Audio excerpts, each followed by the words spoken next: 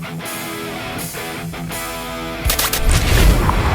listening to Semi-Pro Gridiron Rant, where we talk semi-pro all the time. All the time. A football podcast dedicated to you, the semi-pro athletes, coaches, team owners, and fans. You're welcome. And now, your host, Ken Anderson. Well, all right. Welcome back to another edition of Semi-Pro Gridiron Rant. I'm your host, Kenny Anderson. Appreciate you joining me again this week. We got a great show for you this week. Got one of my former buddies. Well, he's still a buddy, but one of the guys I coached against, played against, got beat against. So we've pretty much done a little bit of it all. He handed me my first trophy.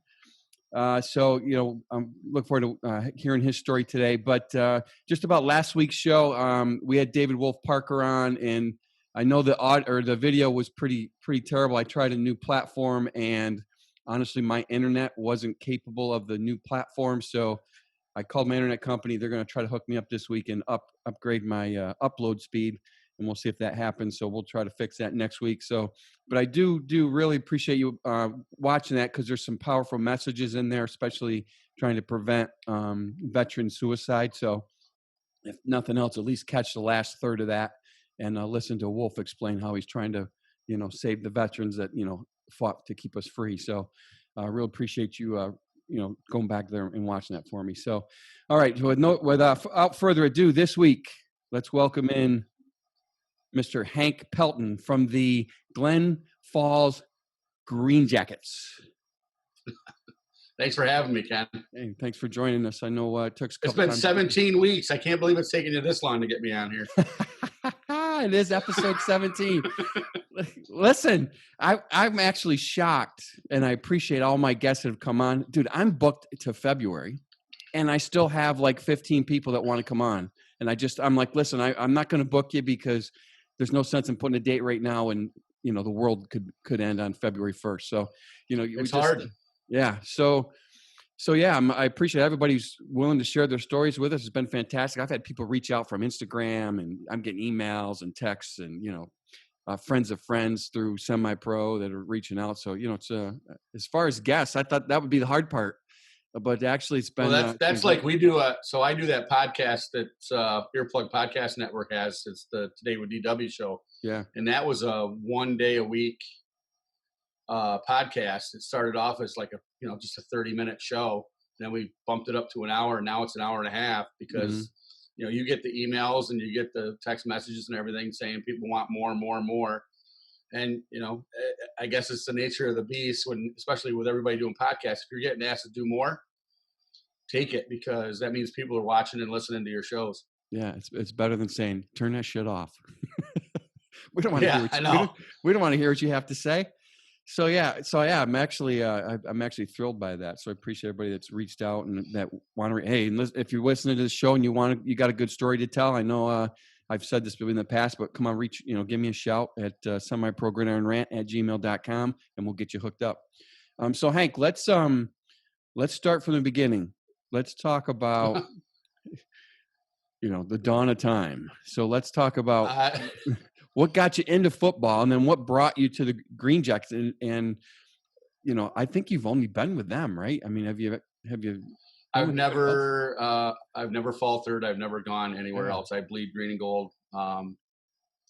Growing up in Hudson Falls here in New York, I actually had my father's house was across the street from Derby Park, where they originated.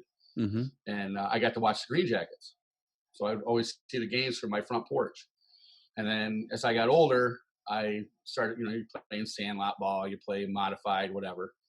I was a running back for Hudson Falls High School, and then I graduated in '84 and wound up going to the Marine Corps. And it was funny because I said, I'm going to go and play Greenjackets sometime, but I never thought about it. So the 4 years I went in the Marines, I played 3 years of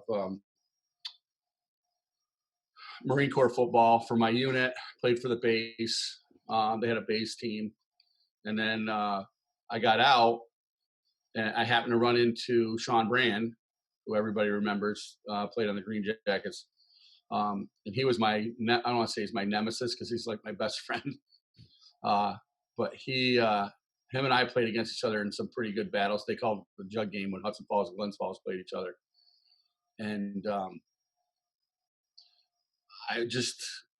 he comes up and says, "Hey, we're looking for players." And I said, "For what?" He goes, "Green Jackets." I said, "Oh man, I was going to play, and I forgot all about it. You don't forget about it, but it's like it's out of sight, out of mind type thing."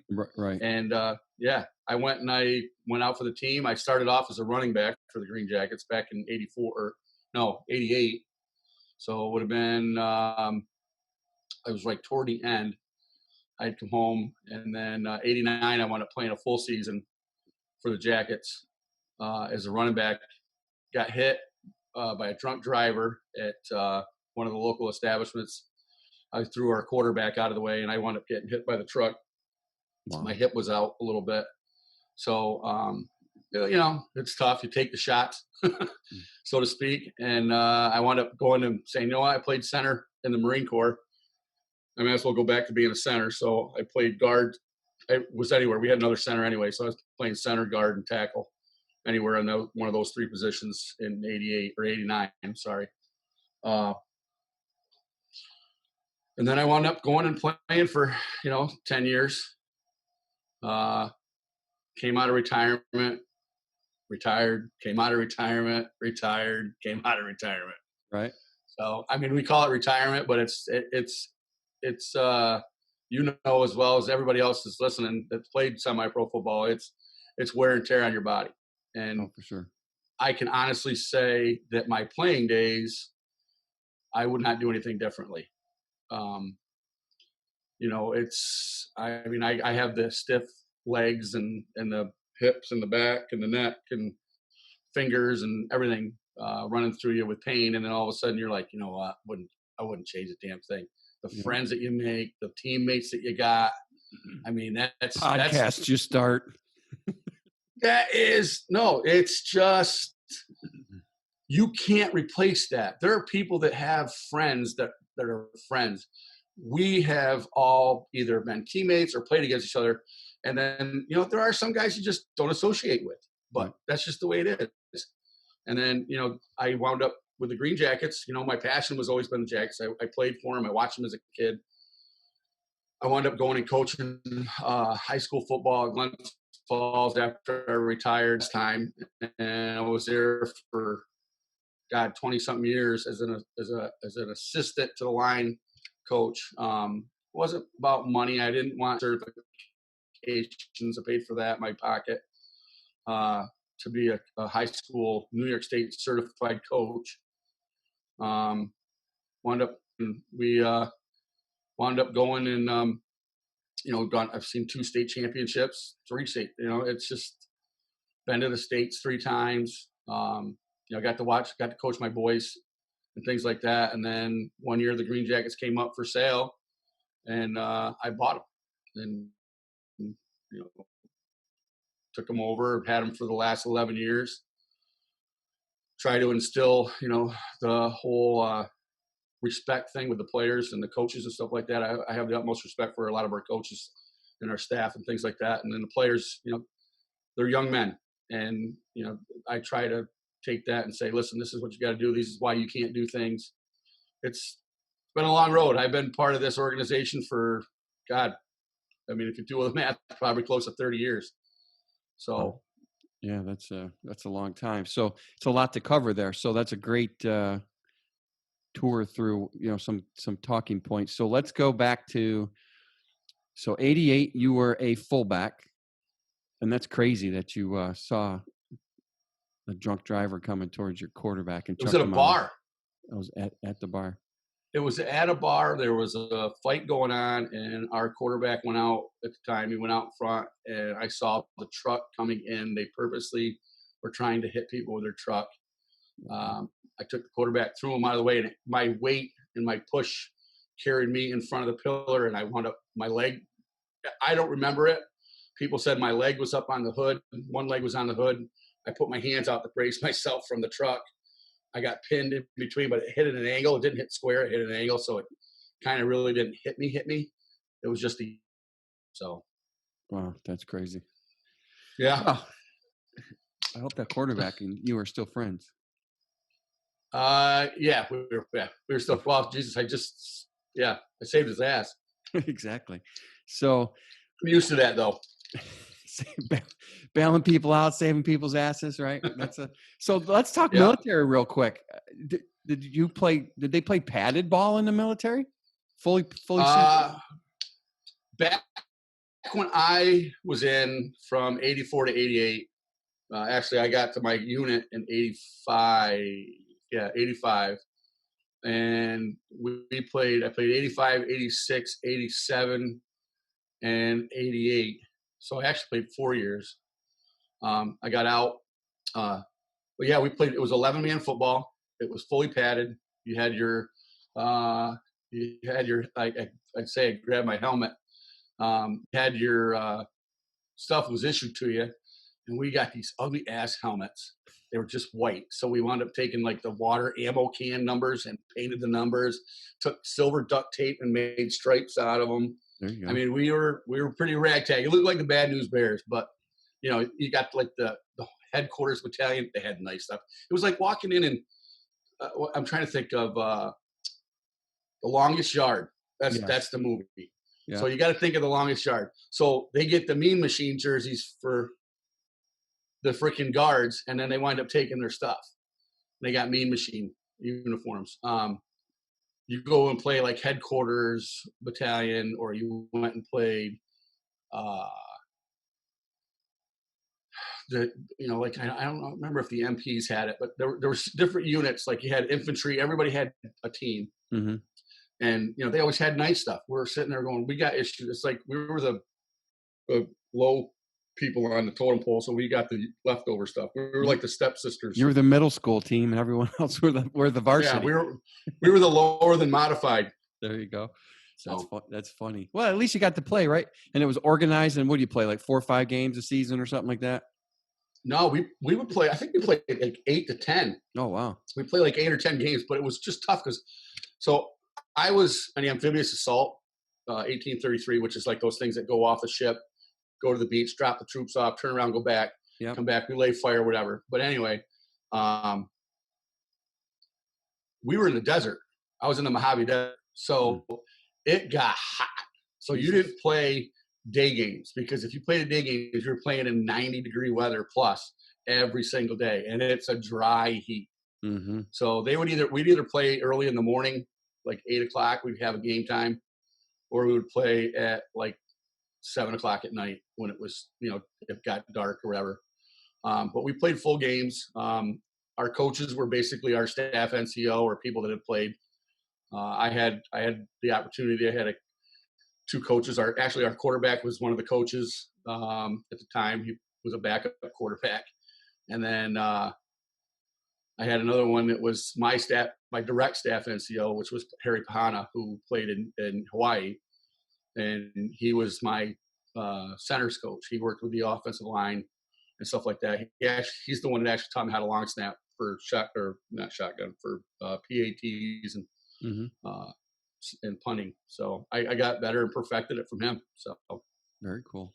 Very cool. Yeah, I didn't even know they did that in the military. I thought well, now I think it's 8 men.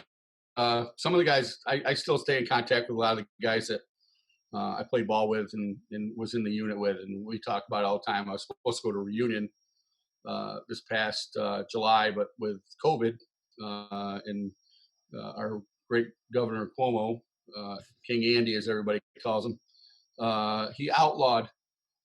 So Robin Hood was not allowed to go to the castle because he outlawed Ohio and several other states. So I think Texas was actually outlawed too. Yeah, we're all banned. I think he might as well just say everyone's banned except for New York. The only New Yorkers can travel within New York. Yes. So, and make sure you're wearing your masks and make sure you have your gloves on and make sure, but that's a whole different, we'll get into that in a little bit, but so let's go playing day. So how many years first of all, what's the first field you said you grew up across from? That would be Derby Park in Hudson Falls. That's actually where the Greenjackets originated in 1928. Okay, that's one thing I want to talk about is when you first came. So 1928. So you're not the oldest team in semi-pro ball, but you're pretty damn close. There's a lot of different things.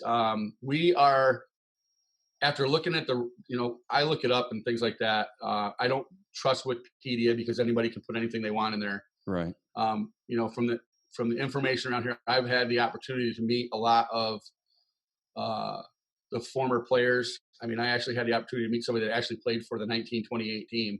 Wow. And then I've met their siblings or their children. It's over generations. I've gotten tickets, stubs, and programs and things like that. So after researching it, it goes Watertown, Red and Black, which is George, and then everybody says it's us, so it's either between us and the Racine Raiders out of Wisconsin. Yep, they've been our number around a two. A lot of people don't realize it is Johnstown or Glove City Colonials is the third oldest. Wow. I didn't know that. Yep.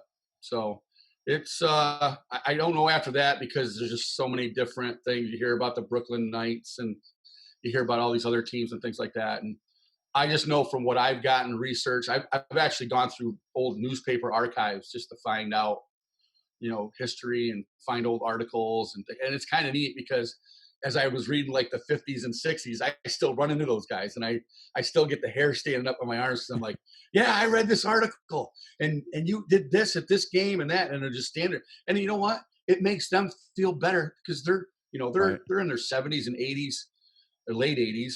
And you see them and you run into them, or somebody knows that you ran the team or you're running the team, and they're out with their father or their mother or something like that, and and even the wives of these players, they go, my husband loved the Greenjackets, everything that he did with them and stuff like that, and that makes you feel good because I don't want to say they tap you on the shoulders and say you're doing a great job, but one of the biggest thing, like I said, my passion is my fuel. So I'm a Green Jacket through and through. Like you said, have you played for other teams? It was basically us, and then people from here back in the day went to other areas of New York and states and started semi-pro football if they didn't have it there because they saw a need for it, or it was just they were frustrated with the things going on here, or they moved and they wanted to start it. Everybody, the Albany Maulers, Metro Maulers, they were started by a former Green Jacket back in the day. And, they had buddies down there. Our good friend Sal's down there now. They're not playing. But, you've got to have that drive. You got to have somebody that's got the drive and passion like you did when you went and took over Syracuse. And, and then, I don't know what you're doing down in Texas. I know you went to Florida and you did the one down in Florida too. So yeah. It's, it's tough. I haven't done much in Texas, to be honest with you. I've just kind of kept to myself. I've enjoyed being an empty nester and not, being in semi-pro is like having another baby, having another kid. You're so attached to it. You should be if you're a responsible adult, right? You want to make your practices, especially when you get into the coaching side of it and the owner side of it. That point, you don't have a choice. I mean, you're regimented. I mean, I was dating a girl she was the trainer on the team when I was playing, and when I started getting into coaching, she would get mad because I would leave practice playing as a player, and I would start reading playbooks, changing play, looking at this, doing that, going after certain coverage, and she'd get mad that it was 24/7 football, and it consumes you and it becomes a part of who you are. And hell, I'm still talking about it now, and I haven't played in 10. I haven't played. Last time putting the pads on was when was that? 2009 was the last time I put pads on. So, and now I'm doing a talk show on it. So, I mean, it's in your blood, and it's great. And the reason I asked where your first field was is how late did they play there? Did they play there in the early 90s? Is that the one where the field's right next to the road? I mean, right next to the one. It's in between the two roads. It's got the basketball courts at one end. Yes. So one of my earliest memories of playing semi-pro ball was that field. And I'd played I remember it was because it was interesting because the way it was lined up in the streets, and our bench was really close to the fence. And I remember like a fog rolling in that night, and it was the coolest. It was almost like a movie, and I'm like, man, this is pretty cool because I think it must have been like late September, maybe early October, and that fog rolled in, and you get that little. It was cool as hell, and it's one of the memories I have from early years. So they're in the process of redoing it. Okay.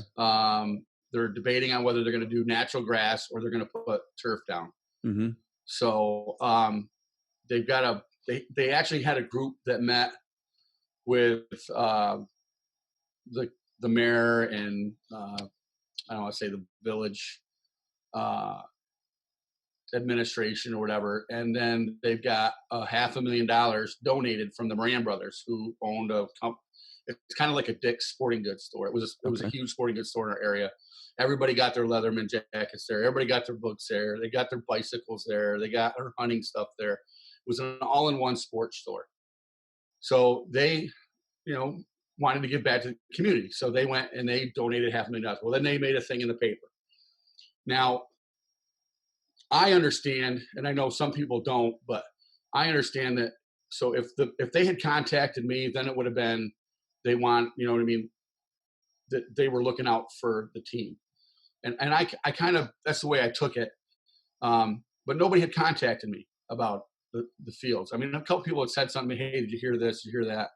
But the powers that be didn't, because then it basically looks like they're reaching out to me to come there and play. So, and I don't know the whole thing of it, but anyway, so I knew where the meeting was. I knew what time it was going on. They were having the press there. They were having TV there, the whole 9 yards, because this is a big deal in the area. Mm-hmm. And I showed up. Didn't tell anybody I was coming. Didn't call the mayor. Didn't call anybody, because I'm friends with all these guys and I understand. So I showed up, and I grew up and graduated from Hudson Falls. So I have lineage there. Mm-hmm. So I walked in the back door, and this place is packed. And I walk in, and walked in the door, and then I went to the right. I stood right over in the corner by myself. Well, everybody's talking. They're looking over their shoulder. They're talking. And I'm just sitting there. I'm talking to guys I knew and stuff like that. They're coming in, hey, glad you made it, blah, blah, blah. And all of a sudden, I don't know if it just trickled. As you could see it kind of like trickled down as a wave. Then the mayor sees me out back. Well, he comes up and he says, do I announce you as the Greenjackets owner, president? And I said, it's the president of the Greenjackets. We're a not-for-profit organization now. I've changed everything over. Mm-hmm. But I said, I'm the president of the Greenjackets. So he's like, okay. So he goes up, starts talking to the press. They do a PowerPoint presentation. The first 3 slides on that PowerPoint presentation are the history of Derby Park. And don't you know it? They're all Greenjackets. Wow. It's pictures of the programs. It's pictures of people playing, because that's where they originated. There's pictures of them standing in front of the old high school, or getting their pictures in front of the old high school. And they played at Derby. So I got down there, I started talking. And like I said, the Morans are the wealthy guys of Hudson Falls. And they turn around, and one of them says to me, he goes, Hank, wouldn't it be great when we get this all done, if the Greenjackets come back and play a game here on Derby Park? And I turned around and I looked at him and I said, you know what? And of course, now this time, here's Brian talk to me. So now the brothers are both facing me. And I said, if this is done the right way, I'm coming home. Nice. I want the team home. That's the goal. The goal is to get the Greenjackets to play back at Derby Park. And it's nothing against Glens Falls. It's because that's where they started, and I'd like to bring them back. And, sure. Like I said, this team started in 1928, and it's getting pretty close. Another 8 more years, 7 years, it's going to be 100 years old. Right. We didn't get to play this year because of the COVID, but, it's going to be 100 years old. And I would love to have the Greenjackets football team back at Derby Park for their 100th anniversary and make a huge deal about it. That'd be very cool. That'd be very So- cool. So what's that field that we played on and I coached you against you on, that the big monster field in the stadium? It's like a baseball field. What's that one called again?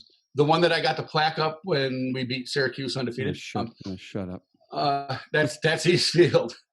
That's right. Eastfield. There you Yes. And that was, Yeah. they brought them in, I think it was like, I want to say 80, 82, somewhere in there. It was between 80 and 84. I know that because it was before I graduated. Former mayor Ed Bartholomew, who just recently passed away and was a great man. And he's sorely missed in the city of Glens Falls, but he had a dream and put East Field together. And then they had the White Sox, which was the Chicago White Sox. We were the Glens Falls White Sox. They had people, there was a farm team for Chicago. So they were playing there. And then he coached, he talked with the powers that be for the Greenjackets back in the day to come over and play in Glens Falls. That was Dick Leland.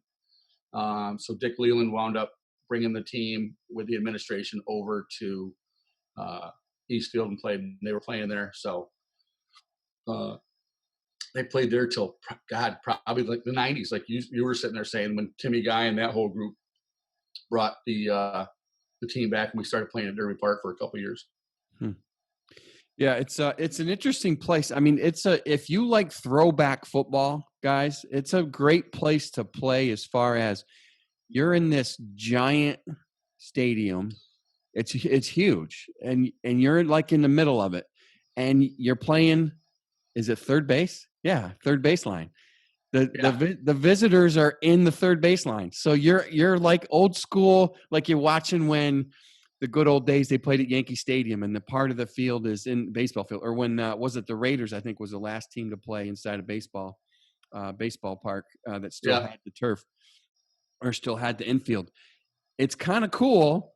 It sucks when you get tackled on it. I've been tackled in that freaking infield, and it hurts like a bitch. But it's cool because it gives you that little retro feel. You know, you actually get dirty. You know, like today when you're playing on these artificial turf fields, you know, you get dirty, you get real, instead of rug burn, you get real stones and shit in your hand, in your arms and stuff. So it's a cool throwback, and the locker room is ancient. Yeah. If you enjoy,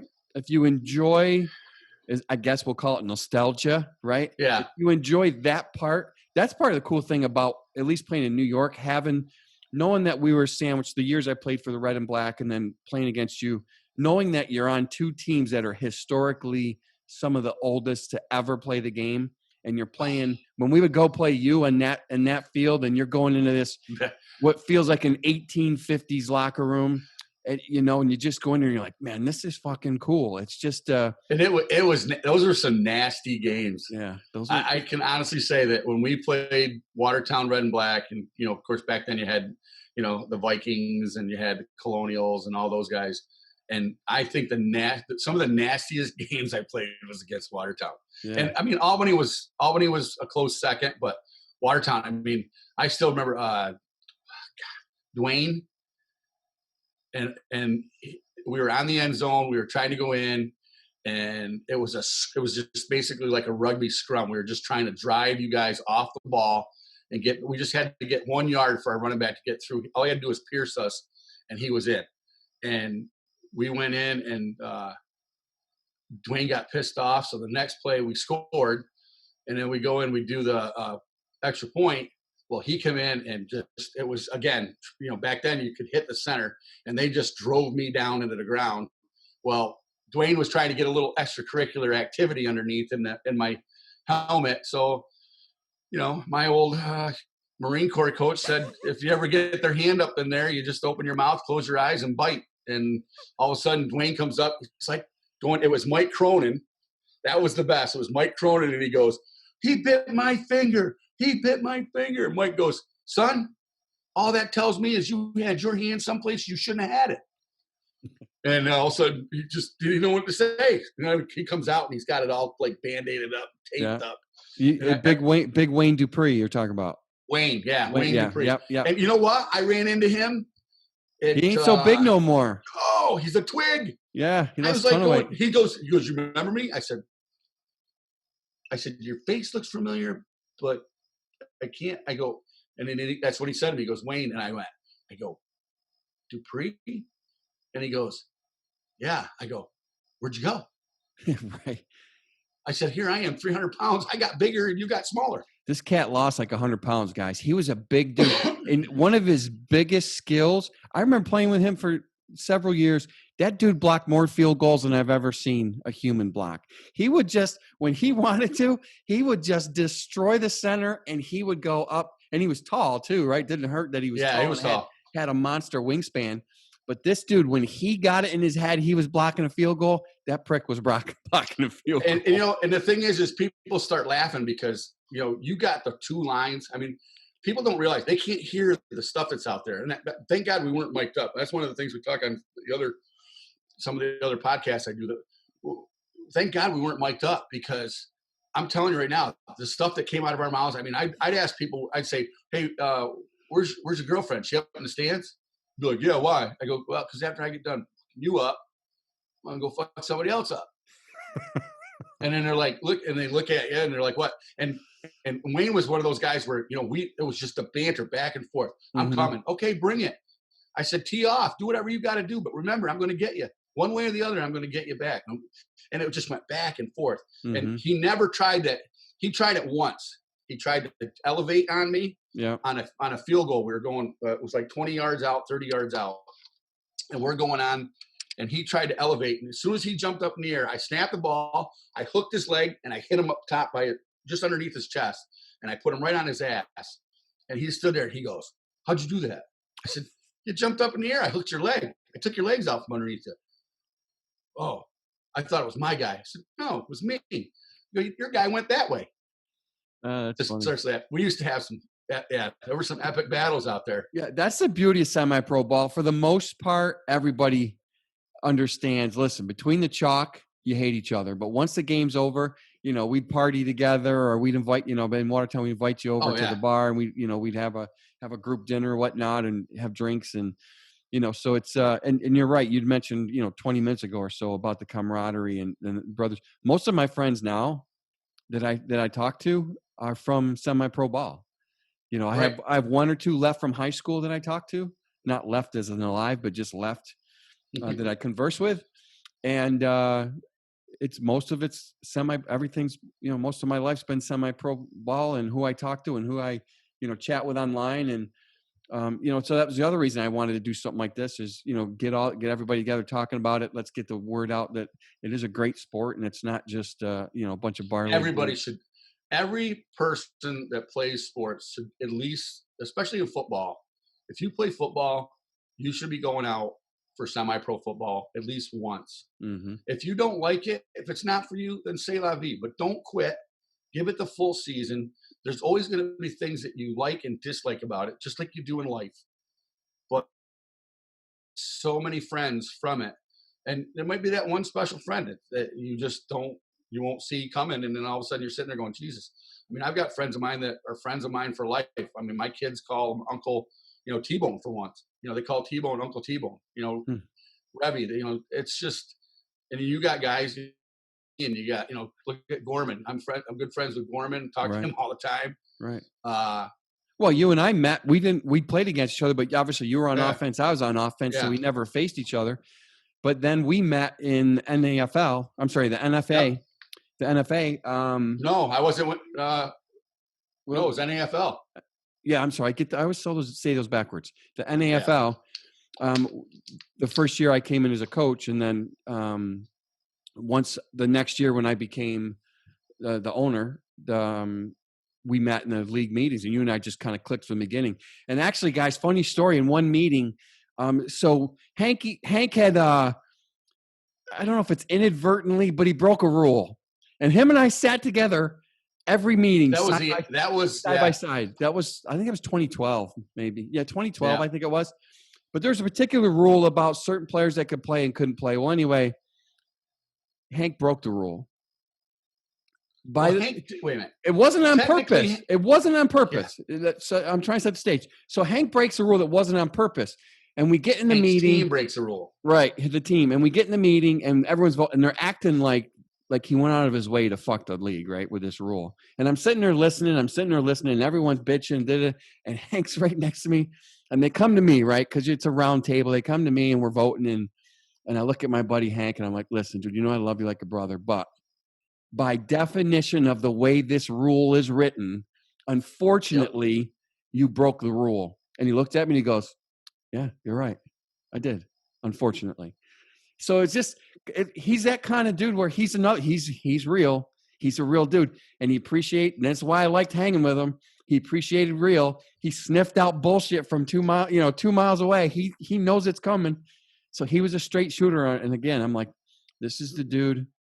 This is the dude I gotta hang with at these meetings because he's a lot like me. No, he's a little bit uglier and a little bit older than I am, but he's a lot like me. And and the whole thing with that, and the thing is that I had gone on vacation, so my staff decided they were going to try and ruffle the feathers of our quarterback, and they did to the point where he quit.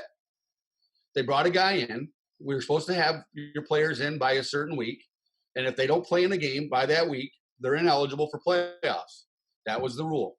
Right. So when I came back and they said, we're going to do this, I said, well, that's great, guys. He can play the season, but come playoff time, he's ineligible to play in the playoffs. And they're going to vote for that. And I'm not going to fight it. I'm just not going to fight it. So I told them, I said, you guys are going to, again, that's the teaching part of it. They have to learn how the organizations and everything runs. People don't know the behind the scenes things. They right. look at the rules and they try to interpret them the way that they are, but that's not the way it is. You've got to go through the discussion process. And that's the great thing about the Empire Football League is we all sit and discuss. And when we were in the NAFL, that was the great thing about it. I mean, you had Scott and myself. I was going to say you were on the board. Scott, if I remember correctly. I was the division director. There you go. And Scott was I think it was the regional director. But that was the Empire Football League that we were in when that happened. Yep. Was the first year when we all went back to the Empire Football League. And they had done it. And I said to them, I said, guys, you're going to have repercussions from this because this is what you did. And I remember saying to you, I go, listen, you do what you got to do. I understand 100%. And that's when you said that to me. And I said, you got to do what you got to do. Mm-hmm. And I didn't want to play because the rules are the rules. We put the rules in place for a reason. Otherwise, you would have just total chaos. Chaos, yeah. And I won't mention any other leagues because I'm not like that. But there are leagues out there that it's just chaotic. The rules changes and who's going to affect who's it going to be better for, the behind the scenes backdoor freaking talks and bullshit that gets spread around and things like that, and who's going to be the new commissioner. I don't get involved in that crap. What sucked for me in that decision, number one is, yeah, we're buddies, right? But number two is I always wanted to play whoever the best was. And if that dude showed up week 10 and he showed up week 10, who knows why he didn't get there till week 10. I didn't care. I wanted to play him. But to sit there by the rule of the law and have to follow that rule, I would rather if you had a full staff team going into a playoff than to have to say this certain person can't play for whatever the reason is. The CJ Tarver rule, for an example, was just one of those things where it was voted on by others. I voted against it. It was voted in, and I didn't agree with it, but you got to. And that was before our time. Right. That whole thing was put in before our time. Time. If you go play for an arena team, and that was because I'm not sure if it's Orange County, but it was when Frank Williams was part of the league down there. Yeah, Orange County. And they had an arena team down there, and Watertown didn't have it, and they made a vote that you can't have players come in because they were feeding it. Right. Because they were. Right. I remember playing during that time. Yeah. So they made that rule, and then I sat there so when we were there and that whole thing came about, with CJ, we actually made an amendment. Before you dive into it, let's just explain. So CJ Tarver is a freak athlete that plays in the Albany area. He's a little dude too, but he's a scat back, and he's one of the most athletic dudes you'll ever see. He's tough to bring down. He's a tough little dude. He plays receiver. He plays quarterback. He plays running back. He's a punt returner. He's a kick returner. He plays safety. He plays corner. He's a freak flag football player. He's been ESPN playing flag football. He's played on several arena teams. So basically the rule was put in that if you were paid to play any pro level football in that particular season, you weren't allowed to play semi-pro ball in our league. Now, my bitch was, that's what the league is for. You get one or two athletes in your lifetime that are good enough to move up to the next level in our semi-pro. So we wanted to we should be patting ourselves on the back and welcoming these people into, hey, we got a great league. Come show your talents. CJ Tarver was able to show his talents and went on to play arena ball. I had a running back, Justin Hardwick, who I got called by the Washington Redskins, and I missed the call, to be honest with you. They called me, and I missed the call, so they ended up calling my GM, Melissa, and she took the call. And he got a tryout with the Redskins because they saw him play on my team. You know how happy that made me that during that time?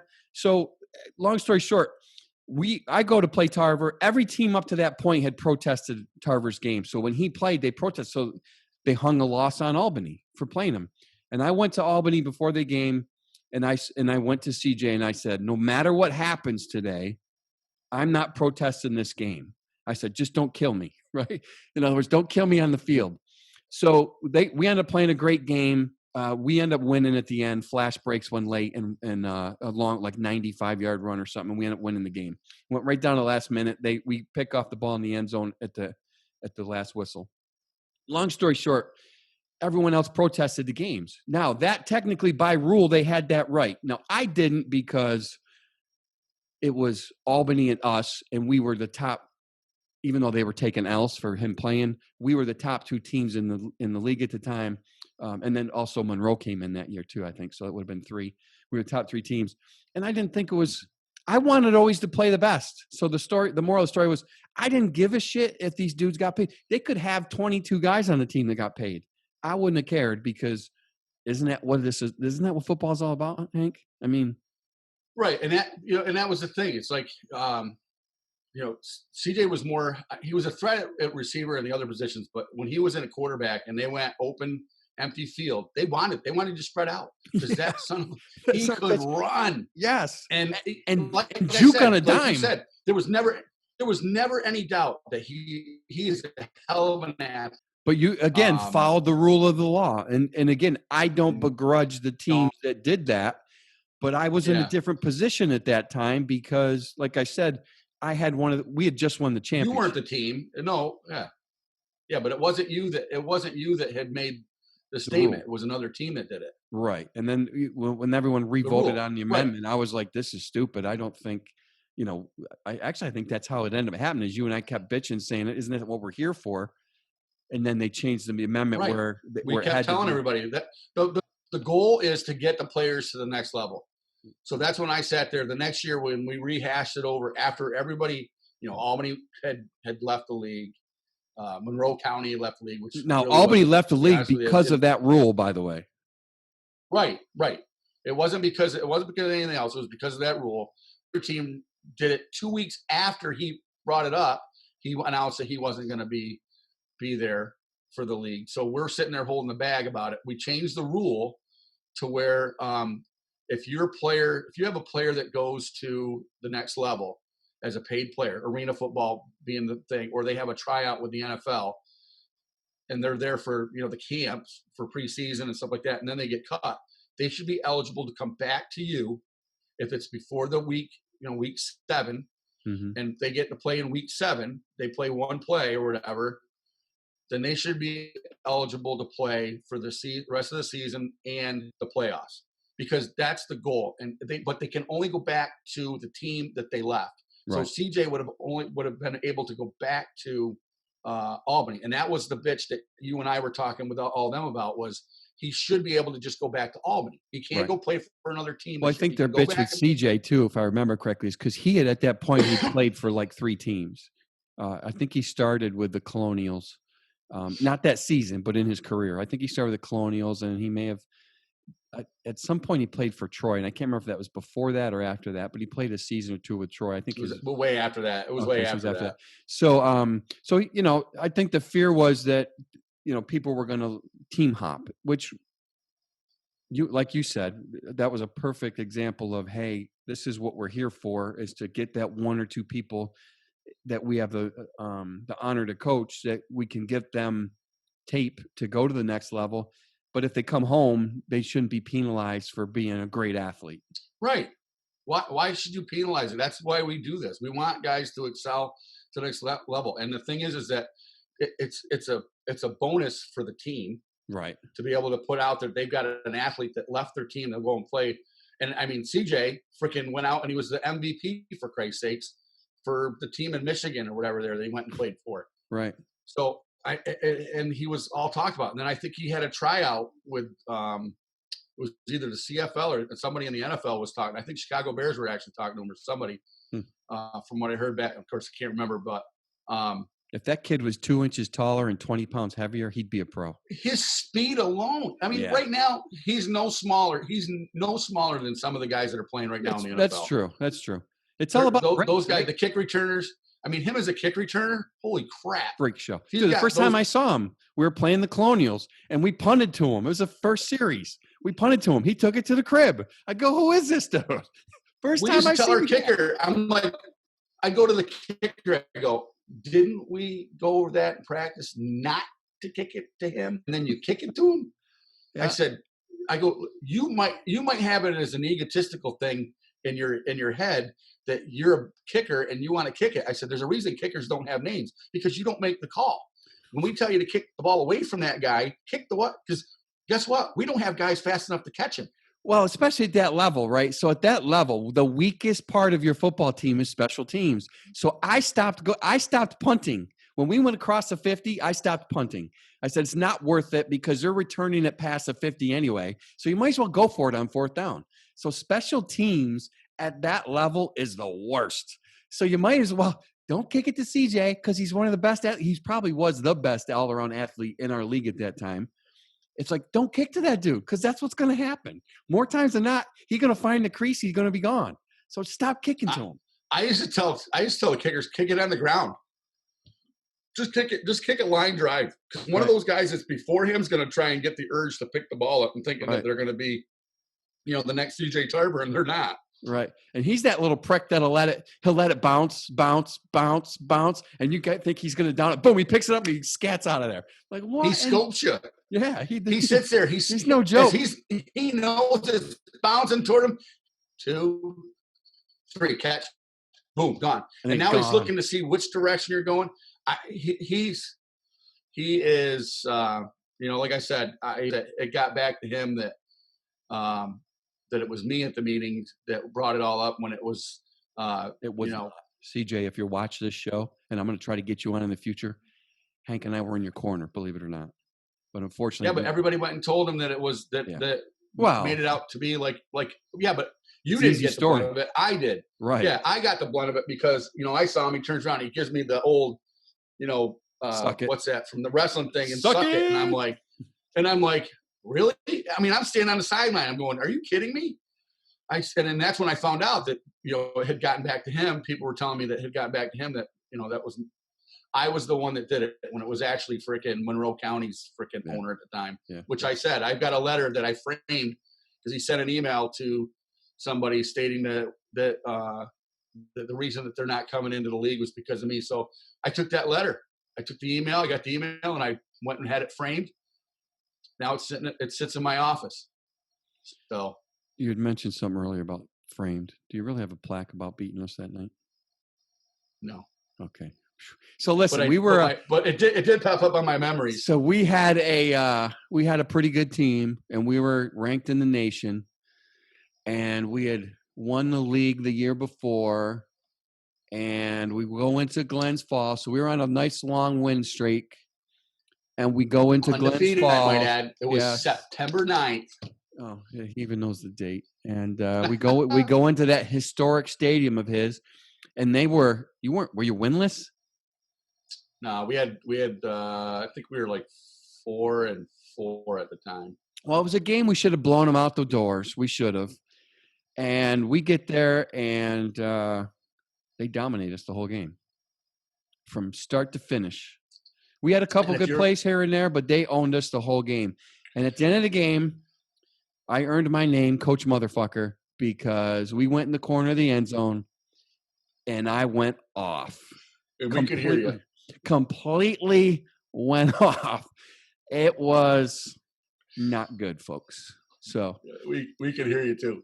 yeah. And it was funny because that Wednesday because by league we're supposed to call everybody by Wednesday and make sure that there's going to be ice, locker rooms, time to show up, stuff like that. Right. You called a courtesy call, and I had practice on Tuesday. And if you remember correctly, the year before when you were going for the championship and you had the championship game, you were on you had your cell phone on you, and I kept texting you, what the hell are you doing? Why are you running that play? Do this, do that, do this.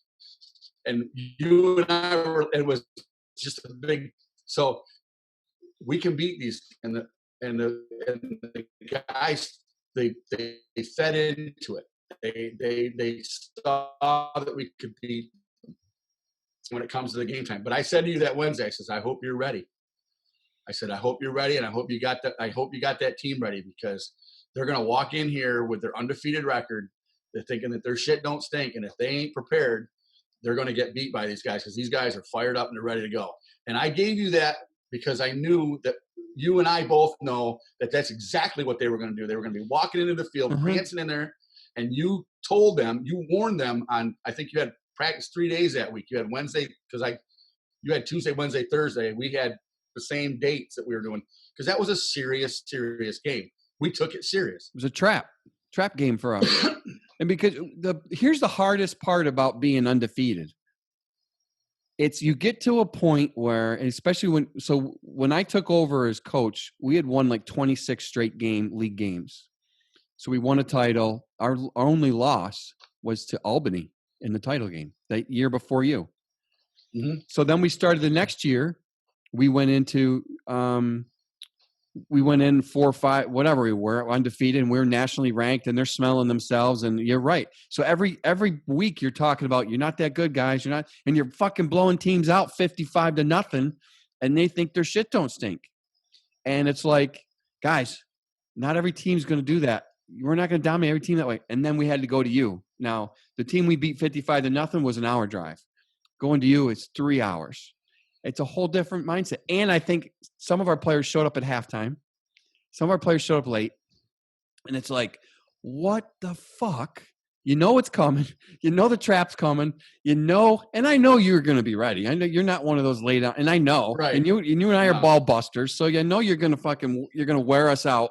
And yeah, you earned it. And I went off, dude. One of my epic rants, I just went off.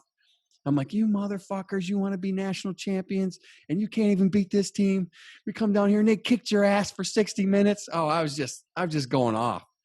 But anyway, that was a good congratulations. One. You know it's a good loss when they talk about it 10 years later. That's what I'm saying. It's even like I said, I the other day up on my wife's feed on this date, you know, the Greenjackets, you know, was a post that I made. And then all of a sudden, the next day it comes up on the thing, and I had her send me the picture, and I sent it to you. Well, the irony is the same week that I interview you, right? How odd is that? Yeah, I know. So it was what 11 years ago this week? Yeah, something like that. So that's crazy. Yeah. So let's real quick. Let's talk about. So everyone watching the show that isn't familiar with his team, with Hank's team, the Greenjackets, look at that shirt and saying, "Hey, he's a Green Bay Packers fan." He is a Green Bay Packers fan, but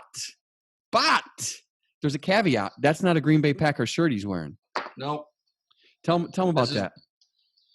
So the legend, as I call it, goes, or the history goes, we're allowed to wear the same logo, colors, schemes as the Green Bay Packers. It's been like that for eons.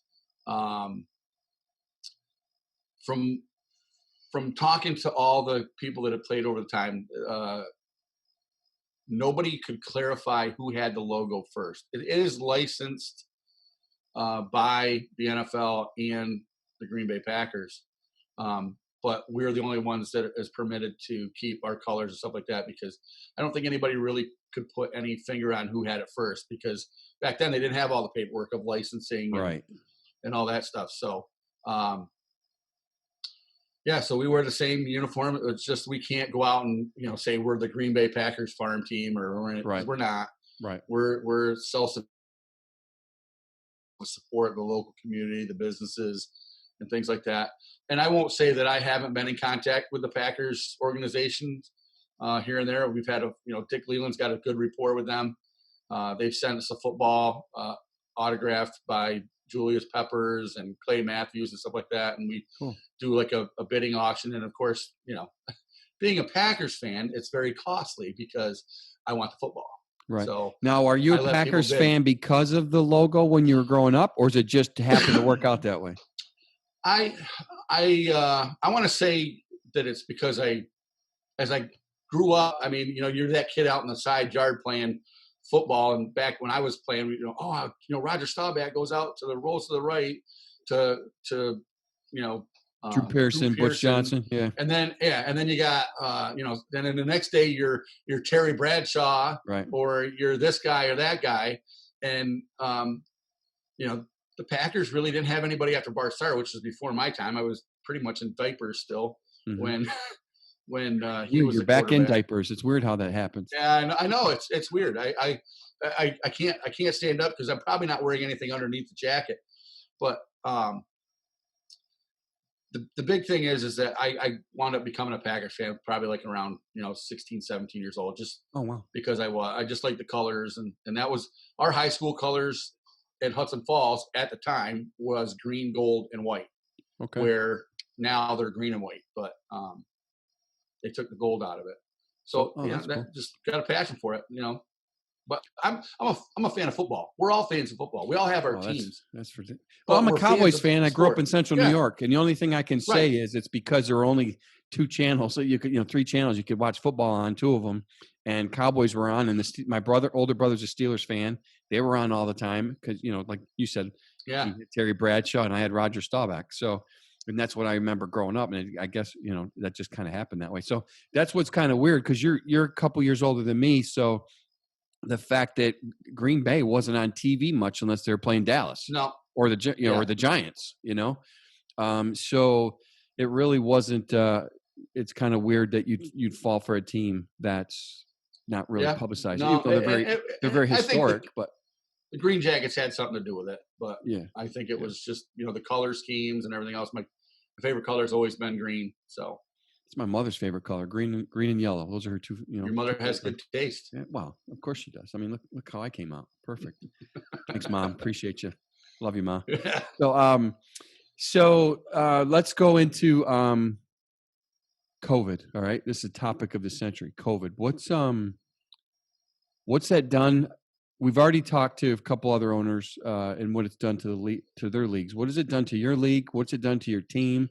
And what's it done to what you think the future of football semi-pro is? So it's going to so I'll start. So basically March 13th, I coached softball at SUNY Adirondack Community College, women's softball. So we went down to Myrtle Beach and we wound up no, my daughter, no, just I went from my buddy decided to be the head coach. Okay. And I turned around and told him that I would do it. Okay. Cool. So we went up there. We went to Myrtle Beach. We played. We come back. We had to cancel our season. We had already had the Empire Football League meetings back in January to set the schedule up. So we were going to have another meeting because of this pandemic. So we have another meeting on Zoom call, and we talk about it. Well, we had the date set up. So I went and started doing research by talking to 3 different communities or counties, Department of Health, on what we were going to have to do possibly for practices and games. So I put all this stuff together, and my daughter, Larissa, my oldest, she is, that's what she went to college for, was to deal with stuff like this. So I said to her, what do you think? And then I went to some other people that I knew, and I said, what do you think? Well, I got all this criteria or this information together, put it together, and I presented it at our Zoom meeting. And then everybody had to make a decision. And we had talked, the owners of Val talked behind and just said, what are you finding? What are you finding up in your area? I talked up Plattsburgh, Watertown. What are you finding in your areas? Because there were different counties. Right. So they were finding all this stuff out. So we put it all together. We brought it into the meeting.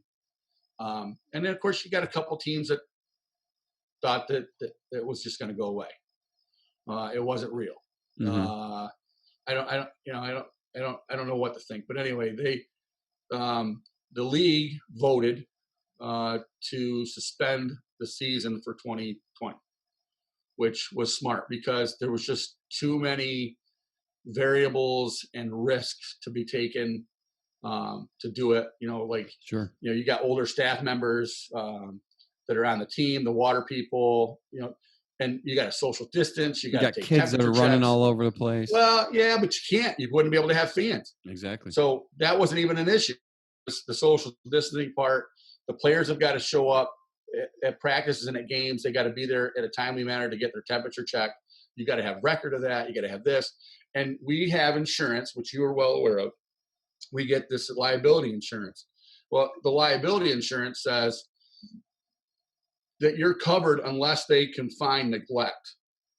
Right. Well, if they give you 10 things that you have to do protocol-wise, and you miss one of them, now you're liable, and you're going to get if you get sued. And you know as well as I do, player, family, whatever.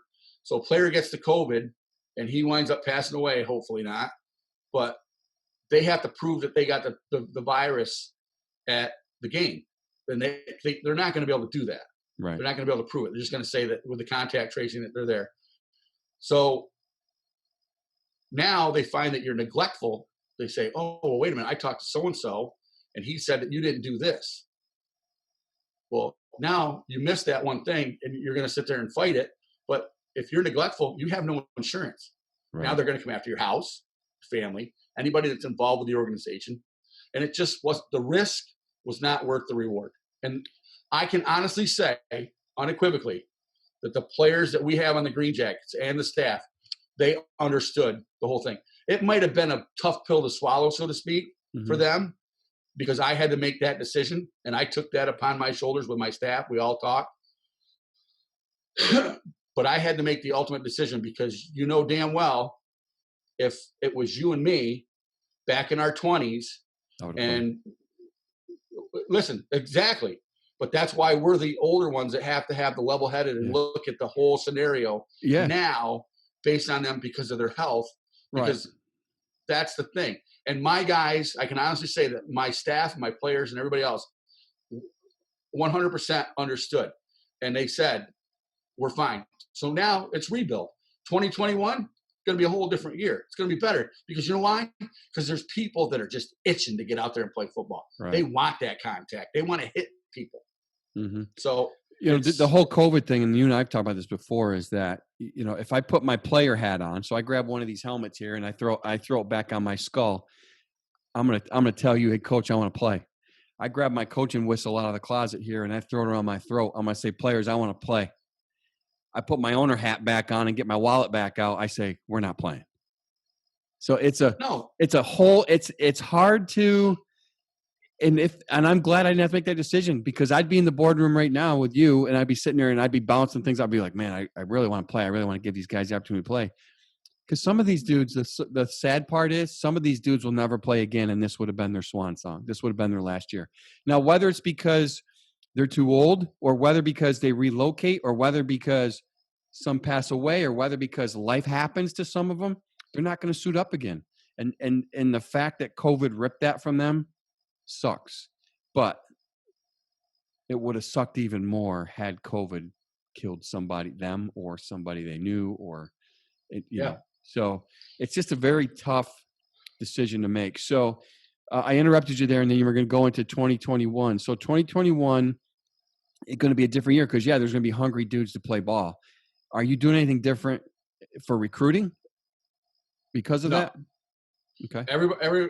We've got, there's a lot of players that asked what we were doing that we're looking to play this year that are still moving forward. So we're right around 40, 45 players moving forward with our returning players and the guys that are coming in for next year. They'll be able to start working out as soon as the, restrictions start to lessen a little bit. Mm-hmm. So, but we're moving forward. There's going to be a season in 2021 until somebody tells us differently. Well, I think once the NFL plays, they finish their season, and college ball finishes their season, and they show that you can still play without it spreading, or if they show the other way, which I hope isn't the way it goes. They've got the finances to do the stuff that needs to be done, the testing every day, the the PPE stuff. And well, Texas is all going that to stuff. 75%. So I already think that governments are starting to allow more stuff to happen. So Right. Monday, Texas going to 75% capacity. So I think that if it continues to move in that direction, listen, at some point, and again, I said this a couple of weeks ago on one of the shows, that I hate to say it and it sounds cruel, but it's the reality of life. At some point, you have to take the gloves off, or in our case, take the masks off and go back to living life. We can't shut everybody down for the rest of our lives wearing masks and wearing sanitation suits and walking on glass and eggshells the rest of our lives. You can't. That's not being human. It's just not. Yeah. So, at some point we just have to get back to living life. And, unfortunately, just like the flu, we Right. can't, we can't stop living because of a virus. Now, if this was 100 million deaths across the world, that's a whole different ballgame. But, the fact that in reality, it's a small number of deaths, and I hate to say that because no one wants to lose a loved one, but that's human nature. We die. Well, I mean, you and I we're at the bottom level. I don't want to say we're at the bottom level, but we're not right at the bottom. We're probably about a quarter of the way up for the age level that are susceptible to this. Right. And the guy, as well as I do, the players, they wander. Mm-hmm. You don't know who they're from. They're with different people from time to time, and Right. they got a girlfriend one week, and then they got a sidekick the next week, and All right. so you don't know where they've been, and it's not a bad thing. It's like it's knowing that the beast that you're going to be following, and right now it's the players, and you don't want to put everybody to a chance of getting it. Mm-hmm. You don't want to wish anybody. I wouldn't wish my worst enemy it, but right. People weren't even thinking about the referees. The referees we both know they're all older, so they're more than susceptible to it. And, you have a respect for them. Yeah, you don't agree with them all the time sometimes in the calls, but you still have a respect for them. And you don't want anything bad happen to them. Right. So, and that's the things that we, as with the owner hat on, we have to look at. As the player hat, they're not looking at that stuff. They're looking at getting on the field and playing the game. Exactly. I had some of the players like, well, what if we got green jacket masks? And I'm like, guys, do you understand what the object of a mask is? It's to restrict airflow. It's to restrict. I said, they put it on so that you don't breathe out if you're asymptomatic. And then when you're trying to breathe in to get the air that you've just expelled, it's hard to do because it's restricting the airflow. Right. Well, what if we put a shield on? I said, and how many of you guys don't wear shields because they fog up? Right. Well, you saw Andy Reid, right, on the first Thursday night game. Yeah. His splatter shield all fogged up on him to the point where he was lifting it up at the end of the game so he could call plays. And that's you know what? If we were the Andy Reids during that game, do you think that we'd have a mustache drawn on there? Because I think somebody would have drawn a mustache on one of our masks. I mean, I already have mine. Have our goatee. And I sat there and I'm like going, yeah, I can see it. I would have put the bushy eyebrows up on the thing. And I'm like, guys, I have all this. You can't draw it on there. Right. So it is what it is. That was pretty cool. But people are like, oh, I don't understand. I said, well, how many years? And that's what I say to people now. That's my reply to them. How many years did you play football? Well, just in high school. I said, it's contact sport, right? I said, do you ever really get down and dirty? You ever have guys spit in your face? You ever have guys that are just sitting there with the sweat dropping on them and everything else? What do you mean? I said, we've been through that. I said, it gets pretty nasty out there. Right. Well, people don't spit on people. I go, well, see, you only played modified football. Maybe they didn't do it because mommy was going to get mad at them. I got news for you. There's shit that goes on and you don't even know. So I've definitely seen a loogie or two flying through the air in the middle of a ball game. I've definitely seen that. My favorite story is Hudson Valley Vikings. We were playing down there. It was a rainstorm. It went to overtime. And I had to take a piss. So I was the center. I get in the huddle. I go to the guard. I go, I need you to snap the ball. He's like, why? I got to piss, and I don't want to piss on T-Bone. So I went to guard. I'm standing there. I got my hands on my knees. There's puddles of water everywhere. And the guy across from me, the linebacker, standing there because They had a nose guard and a linebacker. Linebacker standing goes, "What's he doing?" Center goes, "I think he's taking a piss." He goes, "What?" And he could see it trickling down I had my eyes closed and just like, oh yeah, this feels good. It was cold. It was in November. It was cold. And they're just standing there and they're like, "Is he really pissing?" And I'm like, I look up over, he goes, "Yeah, I had to go. And I'm not going over to the porta potty way the hell over there to go right now. It just happened." And all of a sudden you see the linebacker goes, I go, "Hey, run this way. The linebacker just vacated." And they're all like looking at me. And that was the best. And I still run.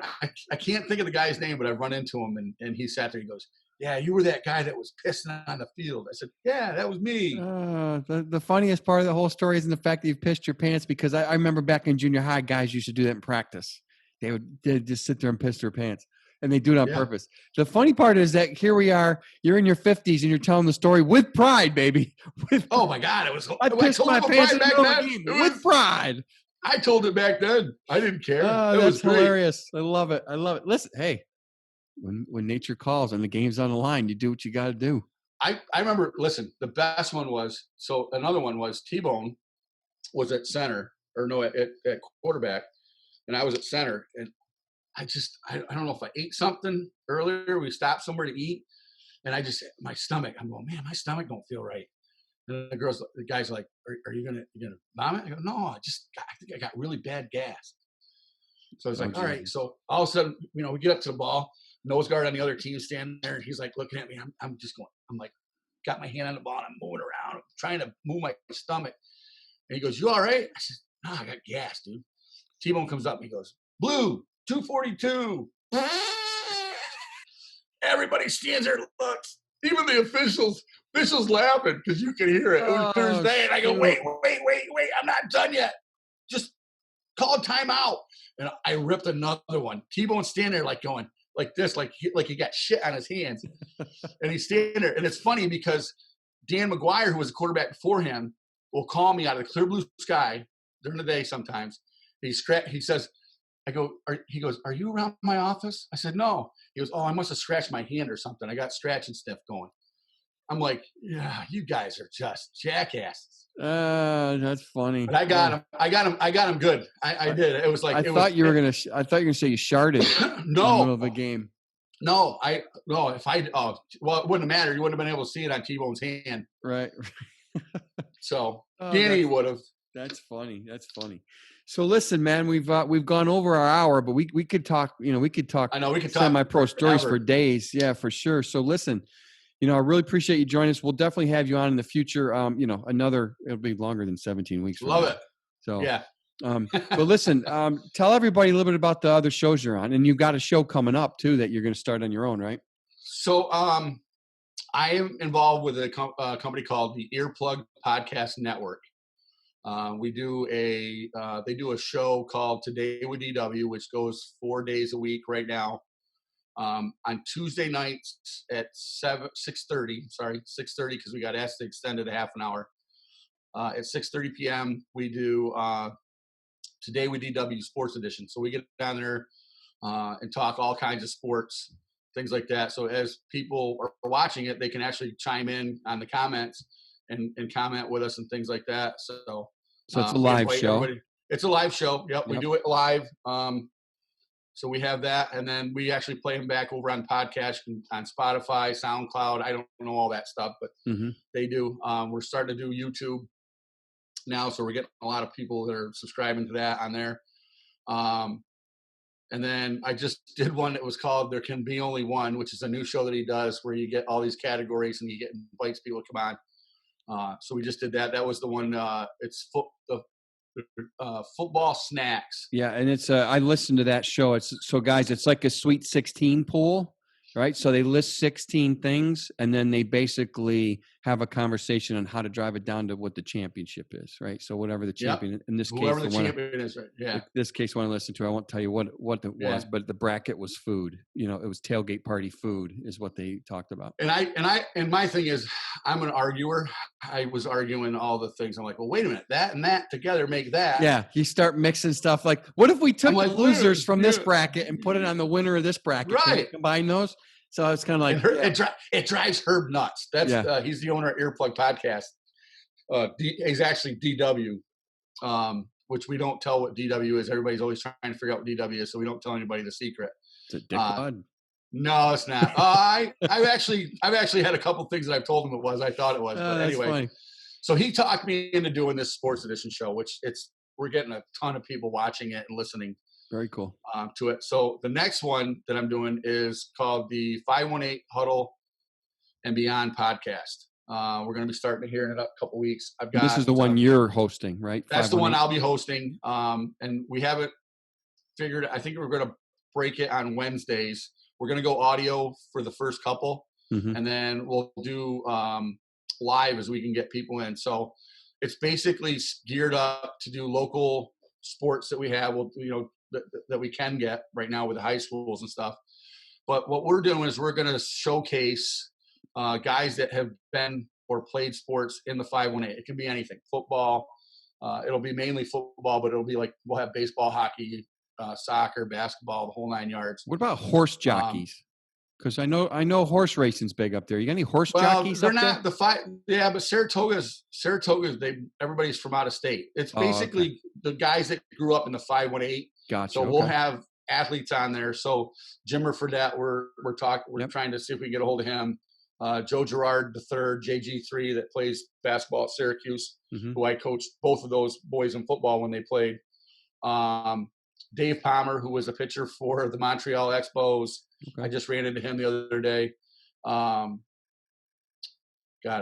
talked to Leroy.